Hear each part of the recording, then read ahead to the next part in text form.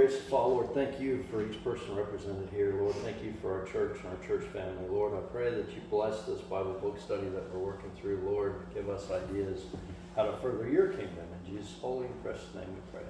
Amen. All right. Well, thank you everybody for coming again. I'm going to open this up like we always do with the goals. And I think if you read the chapters, the chapters 5 and 6, the grow closer as a church family, chapter 5 talks a lot about that, and then growing closer to each other and loving each other and loving our church. And so these two chapters kind of really embody that.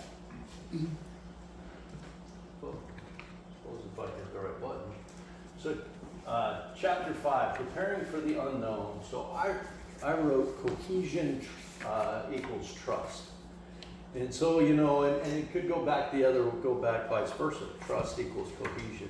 And the biggest thing that this chapter brings out is that we've got to be a cohesive unit as we go forward. We've got to trust each other. We've got to work together. We've got to go forward. And as we get into chapter 6, it's kind of there's no stupid questions. There's no stupid ideas, because we've got to do something with this changing environment. So preparing for the unknown, the change needed for a typical traditional congregation to become a missionary congregation is radical and scary. Like we talked about last week, is that, a lot of people have not heard the gospel. A lot of people do not understand Jesus or don't understand the Trinity. They just don't understand. They haven't been in church. And so we have all these unchurched people, so it's totally different. We're not reminding them of what God is and who God is. We're teaching them from the first time, much like the apostles did. And so that's kind of radical. We're going to have to go out of our comfort zone. We just can't have people show up to church and, be able to remind them of God. We have to reach out to them in different ways. And kind of like we talked about a lot last week, is it's going to be experimentation. When we experiment with different things, some things are going to work, some things are going to fail, but we've got to try some things and go out of our comfort zone so we can do something different and hopefully reach some different people. Transformation. We need to grasp just how difficult organizational transformation can be. I got can we? We spell checked it even. Can be. Trying to change an organization, trying to change, what's normally done. It's like one of the things we'll get into as we go through this is it talks about people showing up in like jeans and more relaxed and carrying a cup of coffee to the church service. One of the things, I didn't grow up that way.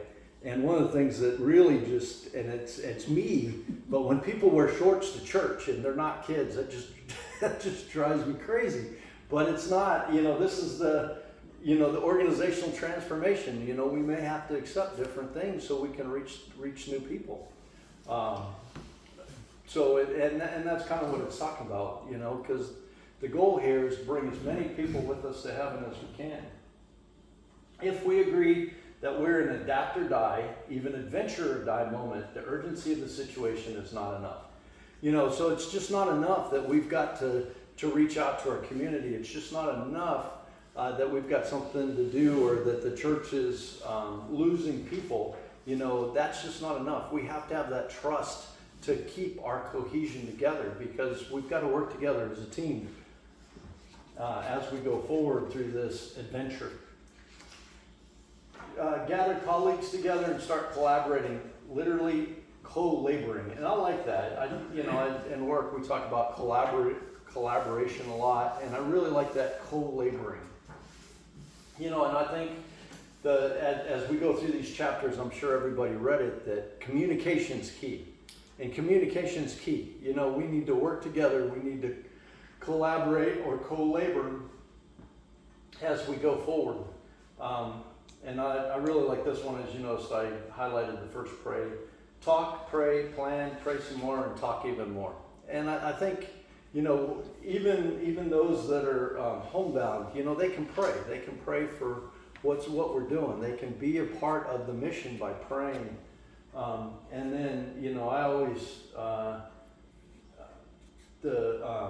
plan is always a big deal from the military. You know, you got to plan everything, and I always say that if you got a good plan, you can deviate from that plan. But if you start with chaos, you end with chaos. And so, you know, the plan's key, not because you're going to stick to the plan, because you got something you can deviate off from and work with. The ability to innovate, be creative, to consider new options, to shift habits, beliefs, values requires a sturdy, trustworthy space fashioned out of healthy relationships. And that's the biggest thing is, you know, as we come up with ways and we come up with experimentation and we kind of adapt to this new environment, you know, we've got to create a space, a loving space in our church that people can be comfortable. You know, just like I said, I'm not comfortable with shorts. I have to be comfortable, you know, shorts in church. I got to be comfortable saying that. Now, whether that's right or wrong, that's beside the point. But we have to be comfortable with each other to where we can open up and figure out how to go forward. When trust is lost, the journey is over. And that's, you know, the key. If we get to where we can't trust each other, we don't trust each other, you know, the mission's lost. Building trust. And so, from my perspective, and from these two chapters, I think are a great reminder, but I don't think they apply to us. And the reason why I say that is I don't know anybody in here that doesn't trust anybody else. You know, if Will said, hey, John, I need your help doing this, you know, reaching out to these other people doing this new game that I've never heard of. Well, I trust Will. I'll help him out. You know, I don't see that there's not that trust here. I do think this is valid. Trust is gained like a thermostat and lost like a light switch. You know, you can lose trust like that, and it takes so long to build that trust again. But again, like I said, I don't see, you know, I don't see that in this church. It's certainly not within this group. Relationship congruence is the ability to be fundamentally the same person with the same values in every relationship, in every circumstance, and especially amidst every crisis. And so be yourself. You know, we have to be comfortable that we can be ourselves in everything. We can't have to put up a facade, you know, go to church and I'm one person, or go to work and I'm one person, or I'm going out to ministry being somebody else. We have to be able to be ourselves. One of the things he talks about, I thought it was pretty funny, he talks about a West Pointer infantry guy. Mission first, men always. And that's, you know, and that's what we have to have for our church, and not supposedly men, women, people, our church people always.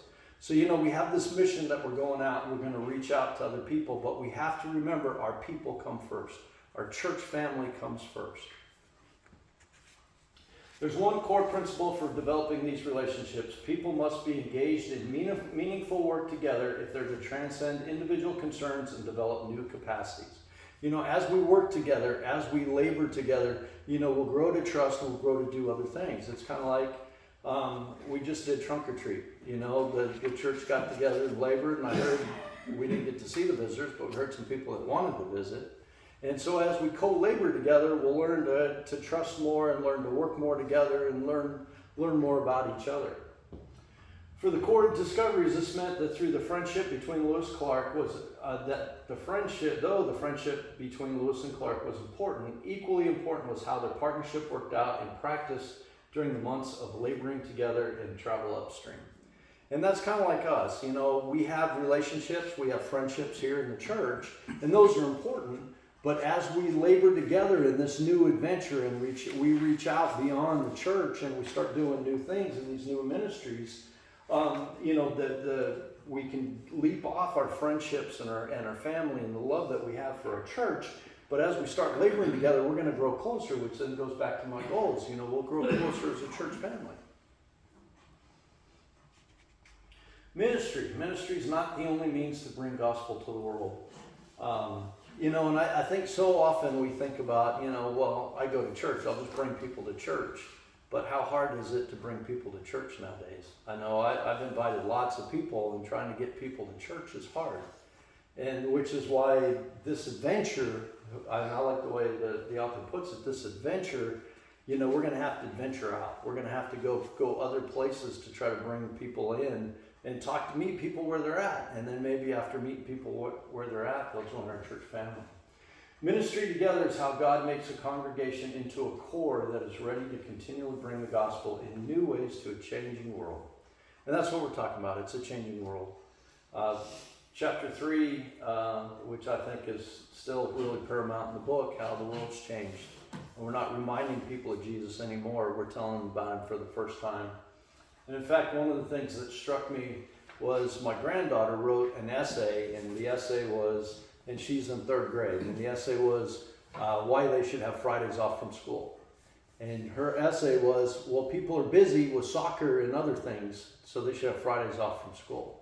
Well, I thought about that, and if you think about all the competing stuff that's going on in the world today, nobody wants to come to church on Sundays. There's kids' sports, there's all this other stuff going on Sundays, Costco, and everything's open, and people want to do other things than come to church on Sundays, and that essay just kind of highlighted that they don't put the importance on school or church or things that are important anymore. And so how do we get back that? I don't know. But we're going to have to meet them where they're at. Because obviously they're not coming in our doors. They're not searching for God. They're not going off what they were taught at home, because in most cases they're not taught at home about it anymore. When we love each other and are dedicated to our mission, we change. And that's this group. One of the things I thought as I was reading that is our list. People are coming up with ideas. Our church is coming up with ideas that are different than what we've done before. And so we're already looking at ways to change as we do this adventure.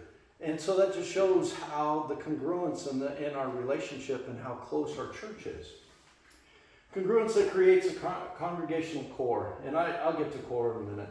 Lewis and Clark used their deep friendship built on shared meaningful purpose work to build the core into a family. That's what we're doing. We're using this loving relationship, this congruence group, and we're building a core that we can reach out to other people and bring them into our family. And the trust, and the other thing is I thought about this, is people will see the trust and the love that we have for each other, and they'll want to be a part of that. But they got to see it. And they're not coming in our doors to see it. We have to go to them. The family then became even more effective for the sake of their mission. And that's the same way. As people see the trust we have in each other, the love we have in each other, and our love for God and the mission, then they'll get that spark. And then we'll be more effective and more effective and more effective. And so for the mathematicians, it'll be an exponential curve, and we can really, really make effective change. John 15:15, no longer do I call you servants, for a servant does not know what his master is doing, but I have called you friends, for all the thing I've heard from my Father I have made known to you. And that's where we're at. We're not doing anything. There's nothing secretive. There's nothing, I don't have anything personally to gain. This is all for the kingdom. This is all for God's kingdom. So Jesus said to them, peace to you, as the Father has sent me, I also send you. And, we talked about the Great Commission. And then the core, definition of a core is a group of persons associated together or acting under a common direction, especially a body of persons having a common activity or occupation. So it's not some fancy military term, it's just a group of people, a family acting together to do a mission. And that's what we're doing. That's what we're here for. We're here to explore what we can do as a church, how we can do it within our abilities, our physical abilities, our mental abilities, our financial abilities, how we can go out and reach the world for Christ, and especially our community. Congruence. So that's, like I said, from my foxhole, unless somebody wants to prove me wrong, and please do. I don't see we have a problem in congruence. Now, the problem I will say in congruence is who's not here. Who's not here, because we've got, 15 of us or so that are really bought into this mission, at least bought into figuring out what this adventure could be like. But we have 25 to 30 that come to our church. And so I would say that, we kind of have some breaks in congruence because we don't have the entire church here. We don't have every seat filled and not busting up the seams. And I get it, because until I read chapter 3, I didn't understand why the old things don't work. And it goes back to the definition of insanity. We keep doing the same things over and over and over and again, expecting a different outcome. And until that light bulb comes on, when I started reading this book, I was like, oh, that's cool. And then the light bulb came on. It's like, I get it. Now I know why we got to change. I know why John Ryan's got to change and do something different. Understanding the delicate and often undefined dynamics and engaging in relational congruence are both necessary to cultivate a healthy culture that will sustain the mission of the organization. And so one of the things, we'll get into it when we talk about it. Organizational culture, what we make of the world. It's really kind of who we are, what our culture is. So, like language. I'm from the West, I'm from Las Vegas. My wife, when I first met her, boy, she had this Southern accent. I used to make fun of her in different words she would say. He still does. But the language and how we pronounce words are different because we're from different areas. But he's learning, though, how to talk now. I'm learning TV is 3 syllables, TV. But that's where we're at. This is our area, and so our church. And church people, we have our own language. We use words that people understand, sanctified, and some of those words. And so we've got to think about that language as our culture. As we try to reach out to other people, we got to think about that because the unchurched aren't going to understand some of those crazy words we use. Artifacts. We have artifacts. I thought about communion today. We have the communion cup. We have the bread. We have, the hymns. Those are kind of artifacts. And the next one too, those are rituals that we do in church. People don't understand that. If they haven't been church, they don't really understand communion. They don't understand how important that is to me as a believer. Ethics. I was thinking about old times when I was thinking about ethics. You used to be able to do a deal on a handshake. Buy a car on a handshake. Now you got to have papers, you got to have it notarized, you got to have everything else because people are so crooked. I'm selling my brother's truck and I got people asking for stuff and I'm like, not comfortable sending that to you just because of the way society is today, because that ethics isn't there. The word, somebody's words no longer the law are no longer really legally binding anymore. The ethics of an organization. Institutions, if you think about it, we are part of the AIM Independent Methodist, and that's our institution. Look at the United Methodists, look at the Global Methodists, look at the Baptists, look at, some independent Baptists. So there's institutions, and then there's different narratives, and I will pick on Will a little bit, but Will's, when he was doing the Berean Bible study, he showed us how people have gone through and changed the Bible and changed the narrative, and tried to change what the Bible actually says. And so there's a bunch of narratives out there, and some groups, and us as Methodists have our own narrative. These are the things that shape our Christian lives. It's all unnoticed, taken for granted, and powerfully present elements that shape our should be lives and work. But they shape our lives and work, especially our Christian lives as we come to church. All these things kind of shape who we are as a church and who we are as a congregation. John Cotter defines, I don't know who this guy is, but it's a good quote, defines group of norms of behavior and the underlying shared values that help keep those norms in place. Organizational culture is the way we do things around here. The way that things have already been done around here, the way they've always been done. The DNA of an organization, if not altered by design or default, keeps reproducing the same enduring characteristics. So just keep on keeping on. Things just we keep raising the same people that are in church doing the same things. Actions form the organizational culture, and that culture keeps reproducing the same values and behaviors. In the times of stress or change, if we do not deliberately and consciously pay attention to what we're doing, we'll default and run to known. What is known, familiar, embedded within the organizational life. One of the things I thought about is, for the military, it's trained. We fight the way we're going to train. We train the way we fight. You know, if we do things different when we're training, we're not going to carry those muscle memories when we go to combat.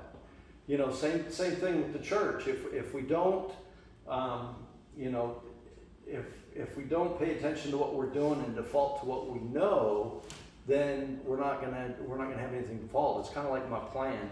I always have a plan and then deviate from that plan, but you got to have something to start with, or you got chaos. A church culture built on meeting the needs of its members will struggle with implementing changes that depend on putting those self-interest needs aside. We're going to start stepping on toes a little bit. You know, if we're so busy catering to the 25 people inside the church, we're never going to go outside and reach our community. We're not going to go outside and reach Hartsville. We're not going to reach Decatur. We're not going to reach our world. A church that has expressed its devotion to God and the beauty and majesty of its worship will unconsciously resist a new informal service while people come in casual clothes carrying cups of coffee. That's where I say that's one of my issues. If somebody came in and when a grown person comes in short, it just runs chills up my spine because that's just not the way I grew up. Wasn't the way I grew up, but I'm just happy that they come. Well, and that's 100%. No, that's 100%. That's where, you know, and that's why I think, to me, this book means a lot, you know, for personal growth as I go through it. Because, you know, I would hate that somebody missed heaven because I didn't treat them right because they showed up in shorts on the service. Mm-hmm. Or if they're out on the street and I didn't talk to them because they had long hair and face tattoos. You know, I would hate that I allowed somebody to miss heaven because I wouldn't talk to them because of that. Very often the church that struggles most with its mission to its neighbors has decades of success sending missionaries overseas. And to me, that's a great mic drop moment right there. Not mic fast drop, but mic drop moment. You know, because I know overseas it's easier. You know, it's easier because these people are hungry for the gospel. They're desperate in their conditions. But in our community, people are desperate too. It's just harder to be a missionary toward them. You know, especially with all the negative and false teachings that are perpetrated through the media and through social media and everything else. It's just harder. Alignment towards a healthy culture. Creating a healthy culture with the capacity to experiment, innovate, take risks, and adapt is one of the main preparatory tasks we need to undertake. And I put positive steps so far, because I'm going to go back right here. You know, we're already thinking outside the box. We're already thinking about adapting and experimenting to try to reach our communities. And that's what we got to do. And you know, let's, like I said last week, let's push growing the church aside. Just to reach people from Christ, we got to do something different.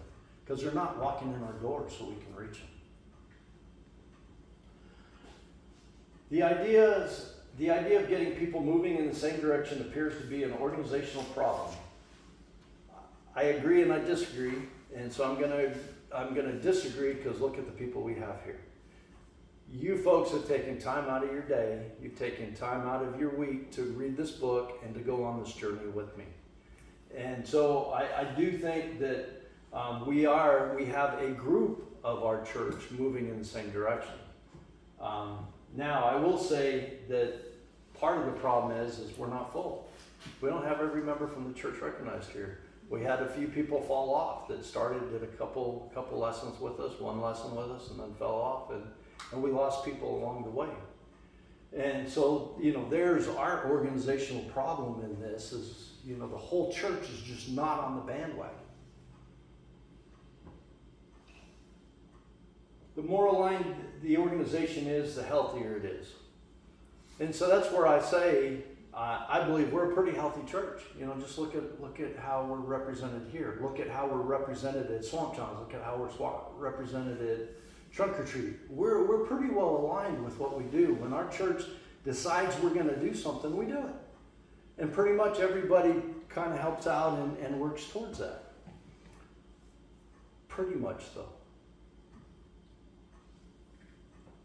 A healthy culture is one where there is minimal politics and confusion, high degrees of moral and productivity, and very low turnover among good people.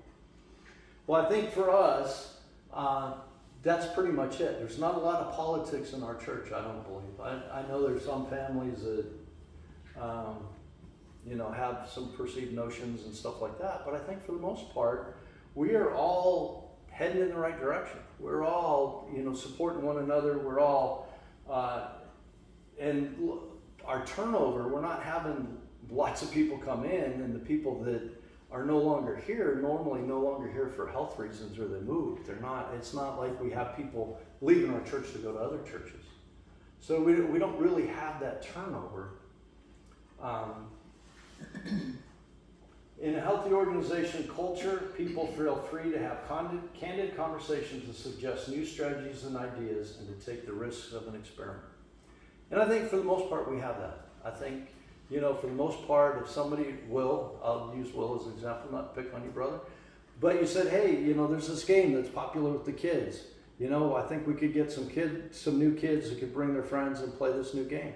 Nobody said, hey, that's a terrible idea. Hey, let me know how to help. I don't know anything about this game, but let me know how to help. And so I think for the most part, that's the way our church is aligned. 3 critical elements in our functioning for contributing to a healthy organizational culture: clarity, embodiment, and love. Clarity of shared values, purpose, communication, behavior in every decision throughout the organization. And so this is where I think clarity and embodiment, I think, is where some of our issues are. And the reason why I'm going to say that, and please shoot me down, is I believe that we have clarity in values and we communicate, but I don't believe that there's clarity and embodiment of those same values. And where I'm going with that is I don't see clarity and embodiment. We'd see this room full trying to figure out new ways to mission to our outside world. So I think there's a bit of a divide in our church because we have a core group that's embodying the mission of Christ to go out and reach people, but not everybody. Only part of the church. Fortunately, I think it's a large majority of the church, probably 2/3 or so, but I think we have some issues there. And is it because they don't understand what we're trying to do? Do they not understand the purpose of the church? Do they think they're meeting it already? We could sit there and throw ideas on why this room's not full, why people aren't doing different things, why people aren't reaching out. Shared values are the organization. I do believe we have shared values. I will kind of disagree from that perspective that the mission value to reach outside our church, to reach our community, it kind of seems hit or miss to me. The world is now increasingly diverse, decentralized, post-Christendom, and flat. This work of instilling and protecting shared values is more important than ever for the organization. I don't know why they had a comma there, but that's a quote out of the book. But, it's hard. It's really hard now to be a Christian because of all the negative media attention that's out there. Between people on their phones on Facebook all day long, seeing all kinds of advertisements. And I know I was just complaining to June on Facebook. I couldn't see friend stuff. I get so many advertisements for, crazy Democratic organizations, and then for Muslims, and, all kinds of junk on my phone. It's like, and then a lot of misinformation just coming out. And people are just bombarded with this day in and day out in our communities. And so, and then increasingly diverse. Look at the number of Muslims we've had in the last 10 years come in this country. Look at the number of foreigners we've had come in this country. Our community is much more diverse than it ever was before. And our community especially is much more on drugs than it ever was before, adding to that diversity. If then there is any encouragement in Christ and consolidation from love and sharing in the Spirit and compassion and sympathy, make my joy complete. Be of the same mind, having the same love, being in full accord and of one mind. Do nothing from selfish ambition or conceit, but in humanity regard others as better than yourselves. Let each one of you look not to your own interest, but the interest of others. Apostle Paul in Philippians 2, 1-4. And so that's where, like this group and like we're talking about, is we've got to have that cohesive, we've got to have that organizational culture, we've got to work together as we go forward, because it's going to take each one of us, and it's kind of like the body of Christ that we know, different people have different abilities. Some people, like Will's a great teacher, Mike knows the Bible inside and out, he's a preacher. But we all have where we're better than one another at different things, and we all need to work together so we can reach our community. Cultivating a healthy environment for aligned shared values to guide all decision making must be a priority.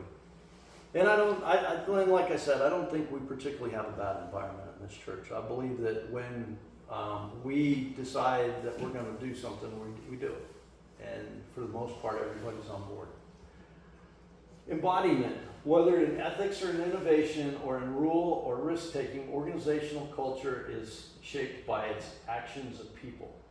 And so this is where I kind of said I almost disagree with some of the congruence from our group, from our church, because we don't have a lot of people. We have a few people that don't embody that mission.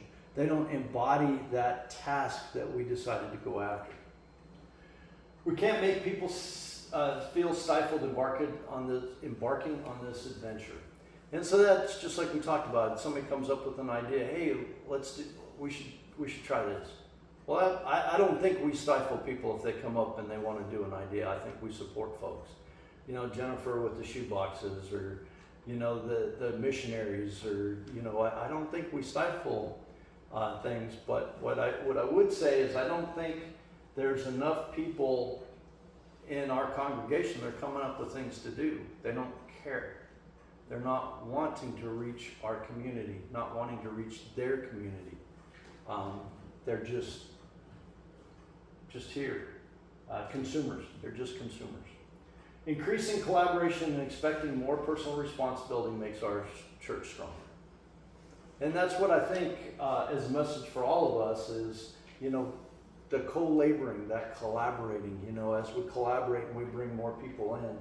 I somehow think that some of the things will be, and I'll use Swamp Johns as an example. When the church came together and did Swamp Johns, when people were talking about that for weeks, and the people that didn't participate, I couldn't think that they helped feel that maybe they missed out. They missed out on something. So as we co-labor in something, maybe it'll increase that collaboration, and maybe there'll be more personal responsibility, maybe there'll be more participation. And so in this guy, Ted's talking about the book, and he was talking about this pastor, and he said, change it, we did, for a most unexpected reason. We love our church. And so I think that's why we're here. I think that's why every person's represented here is we love Oak Ridge Methodist Church. We love it. We want to see this great legacy that this church has been on to continue. And we love God. I mean, just one reason is we love the church, but I believe, and so I don't think it's unexpected here. That didn't struck me as a revelation here. But I believe we do love our church, but we got to love God and go forward. Enable and encourage the people of God to fulfill the mission of God to the glory of God. That was already on the slide. I just like that saying. Thought I would leave it as I was working on these slides. Love. Love drives us to hold on to what is dear and cling to what gives us meaning and life. But it's also because of that love we're willing to change.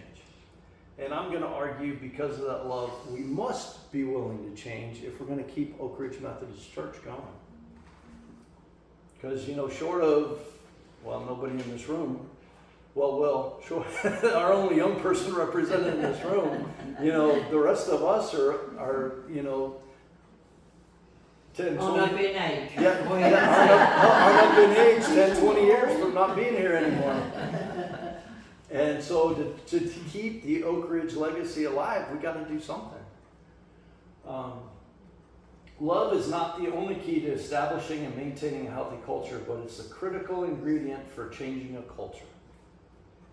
And you know, my owner, when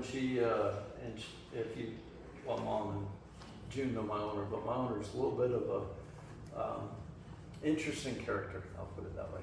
But her saying is perseverance with love. And she said, that's when I created the company, perseverance with love. And, you know, and I thought, how true is that for here? You know, perseverance with love. You know, we need to persevere. We need to reach our community, and we do it with love for each other and love for our community as we go forward. Fear of differences can keep us resolutely committed to the status quo and to rejecting what seemed foreign and to circling the wagons to keep out the intruders. The vast majority of the mostly older, mostly traditional church congregation that talk passionately and eloquently about wanting to raise up the next generation of followers of Jesus were really not that interested in the change required to welcome younger, unchurched families that they had been called to reach. And that's true. You know, I embody that, just like my thing with shorts. I embody that. But to reach this unchurched is true unchurched. They're not in church. But how about biblically ignorant people? You know, we've got to do something different to reach these people. And I say biblically ignorant because they haven't been in church. They don't understand Jesus. They don't understand religion. They just don't understand. And then, like I said, the media keeps putting such bad notions in their mind about really what we are. Best quote I heard on that is, we live in a post-Christian world that's biblically illiterate. 100%. 100%. Seeing and embracing differences, if we all know we are loved and cherished just as we are, is also the way to become open to new possibilities. And just, you know, and I'll go back to the list. You know, it seems like this group is open to new possibilities. It's open to do different things. I remember one of my engineers that I work with, he said, it's not that we're doing different things, we're doing things differently. And that's what we got to do, is we're going to still follow Christ. We're still going to follow the gospel. We're still going to follow the Bible. We're just going to have to reach people differently, because before we were waiting for them to come in the door so we could remind them of what they've been taught. And now we have to go to them and teach them in the first place, because they're biblically illiterate.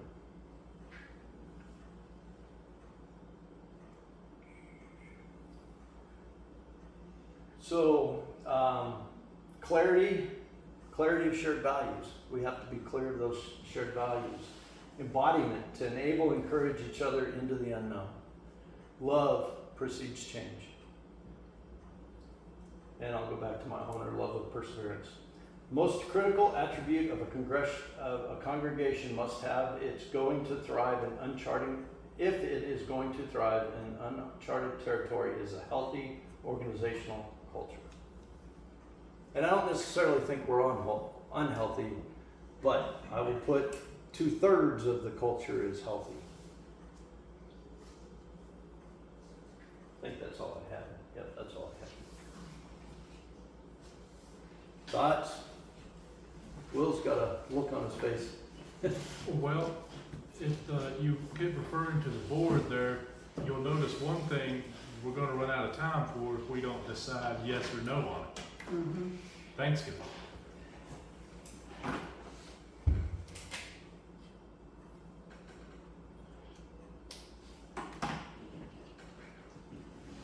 Good point. So what are your ideas, Will? Well, one of the things that we're talking about is maybe have a dinner for the first responders. Yeah. Yeah, so, you know, because we have the Oak Ridge Fire Department here, we Yeah. got the Morgan County Sheriff at Oak Ridge Grocery all the time. I'm sorry. Yeah, Funny to they're, me. they're usually on what, a 12-hour shift, and there's a few places where they're on 3/8, and not all of them are gonna be able to get off and go with their families that are on normal schedules, so, it'd be nice if we wanna do it, to have a Thanksgiving meal for them, but that, depending on the scheduling, that might require us to have food and everything at 3 a.m. or something, you know, so we'd have to look into it, make sure when, and then decide yes or no if we're gonna do it, and we basically need to decide this week, otherwise we might as well mark it off. Yeah, so I will argue with you, Will. I don't think we need to do it dinner at 3 a.m. No. I think we say we're reaching out to the first responders. We're gonna have a dinner at 6 p.m., whatever time it is. On Thanksgiving Day, we want you all to come, you know, please show up. Well, do Or- they come here, or do we carry it to them if they're on duty? So I know the fire department, my dad was a firefighter, you know, they could drive the engines and stuff over here. You know, they need to get out of the barn anyways, those things don't drive enough. And the police department, you know, they get some time off, they could come here. And then from my foxhole, I believe it would be important to have them come here so we can love on them here. Because if we just drop food off, well then it's like, okay, Yeah. this church So we brought put us food. Yeah, And two, Well- if we open it up to like the Hartselle Police, I mean, if we have all these police cars here and all the fire trucks here, don't you think, and have it on a Saturday, don't you think Sunday morning our church is gonna be full? I wanna know what happened. I would like it to be, I would hope it to be. But Well- should we limit it to just first responders? Could we do a Well, that- community? That's thing? who we should advertise to, but don't turn anyone away. But at this time, I mean, things are a little rough right now because of the government. Mhm. Wouldn't we be wiser having just a community one That's- and invite the first I think so responders? too, Mary. Because the little people are the ones, they've got jobs, Uh-huh. they're getting paid. But the rest of these people out here that aren't getting their SNAP, they're not getting their free, there's no place to get free food unless you find it. Mhm. And I think the Yeah. community needs the food more than just the first responders. Well- That's the way I feel too. Yeah, and they will be glad to send maybe a couple officers or so to come and eat, and then just in case something happens, they're here, and then we could offer for anyone else to come and just eat for free. Yeah, It'd be a time for them to get to know. each other, yeah.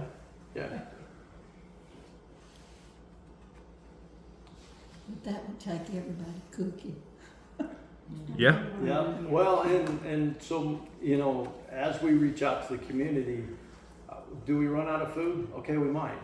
We do what we can do, and we do as much as we can do, and that's what God's called us to do.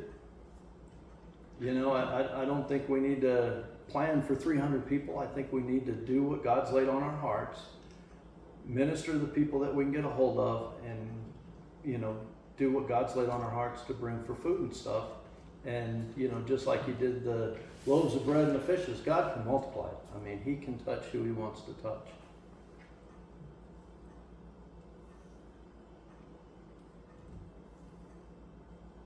So, What day are we wanting to do it? Is Saturday is what we just, I think Well- Saturday would be better than Thanksgiving. oh yeah, I Day. think it Yeah. would be. Yeah. Which- Well, I which think Saturday? Day. I was Right thinking after maybe even Thanksgiving. the Sunday before or the Sunday after, like to do an evening thing.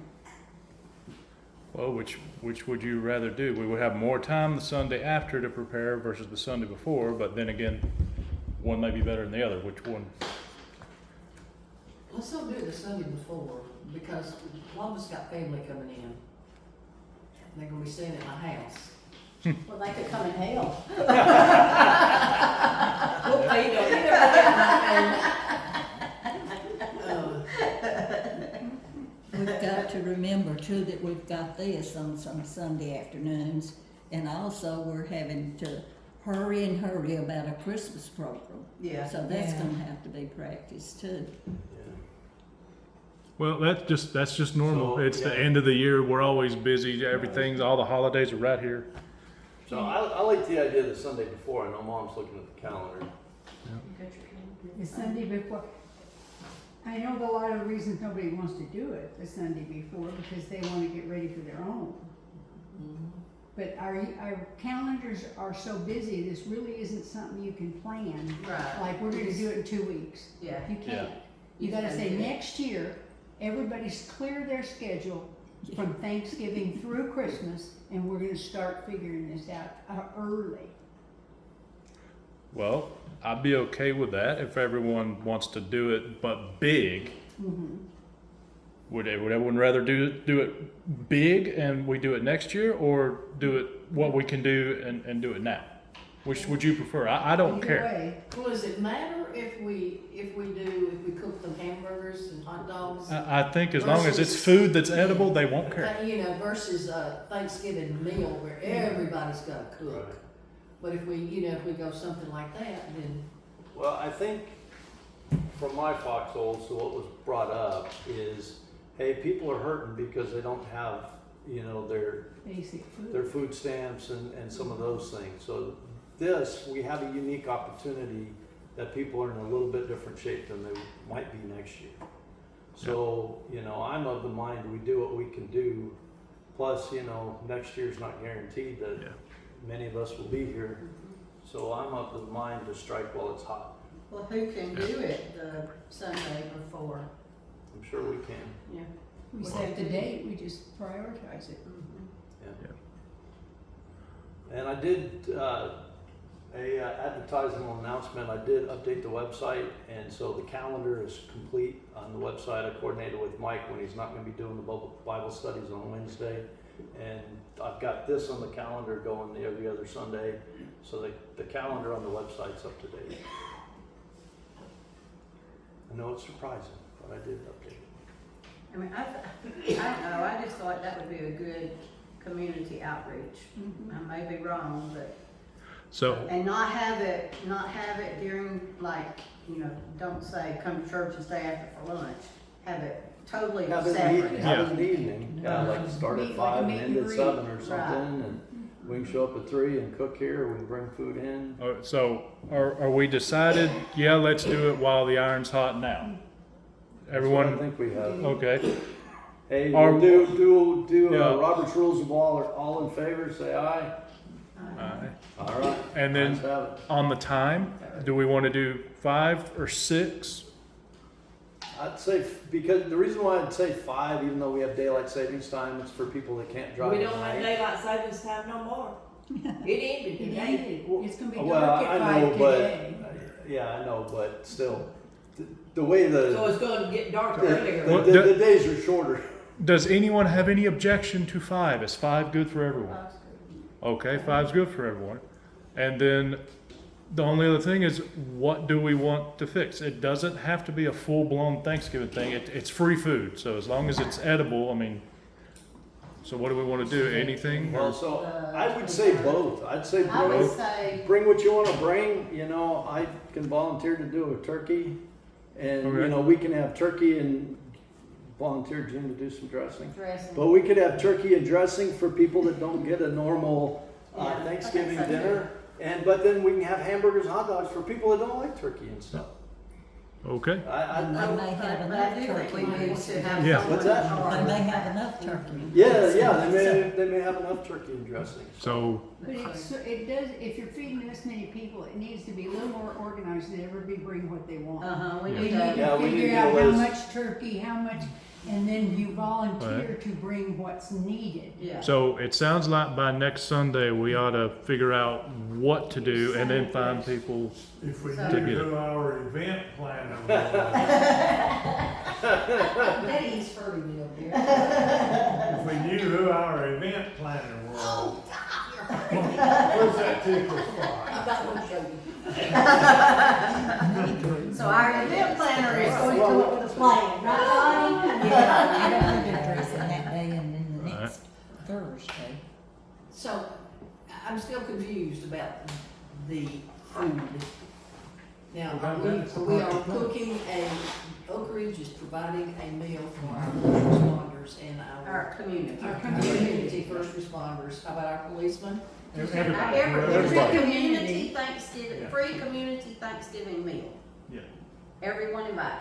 Yeah. Yeah, and then I think we reach out to our first responders and Yeah. give them a separate invitation directly. Yeah. I guess we could just call up here and let them know Yeah. that what we're having, Yeah, okay? Or you could call our headquarters and have them put it out. Yeah. They will. I can message them on Facebook. Yeah, that'd be good. What's that? You wanna go ahead and pray, Simon? oh, okay. Let's pray real quick so we can show off the video. And then we can figure out the things on the, dear Heavenly Gracious Father, Lord, thank you for our church. Thank you for the congruence and the love and the adaptability of this church. Lord, I pray that you'll give us eager hearts as we go into this adventure, reaching out to our community. Please, we ask you for your blessing as we go forth from here, and your blessing on all the things and the experiments that we try. In Jesus' holy and precious name we pray. Amen.